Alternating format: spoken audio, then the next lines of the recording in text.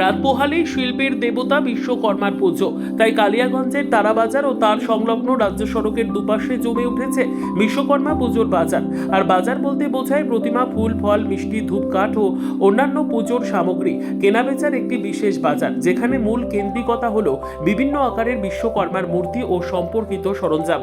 তারাবাজারে যেমন ফলমূল থেকে পুজোর সামগ্রী পাওয়া যাচ্ছে, পাশাপাশি রাজ্য সড়কের দুপাশে মৃৎশিল্পীরা নিজের ছোট বড় সব ধরনের বিশ্বকর্মা প্রতিমার পসরা সাজিয়ে বসে।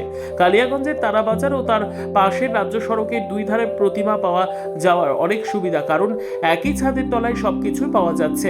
পুজো আসলেই প্রতিমা থেকে শুরু করে ফলমূল ও পুজোর সামগ্রীর দাম বৃদ্ধি পেলেও তার মধ্যেও শিল্পের দেবতা বিশ্বকর্মা পুজো বলে কথা।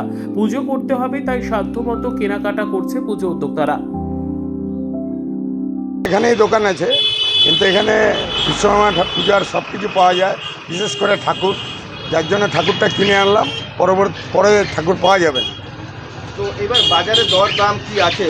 ঠিকই আছে, একটু তো বেড়েছে, একটু বাড়বেই। হ্যাঁ, পূজা উপলক্ষে জিনিসগুলোর দাম বেড়েছে। ফলের দাম কিছু বেড়েছে, ঠাকুরেরও দাম, প্রতিমার দামও বেড়েছে। তবুও করতেই হবে। হ্যাঁ, ওটা যারা করে পূজা বা আমরা করি, করতেই হবে।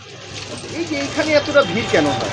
এই জায়গাটায় সমস্ত কিছু পাওয়া যায়, দশকর্মার জিনিস, ঠাকুর, ফলমূল, বাজার, তরি তরকারি এক জায়গায় সব পাওয়া যায়, তো সেই জন্য সমস্ত লোক এখানেই আছে বাজার করতে।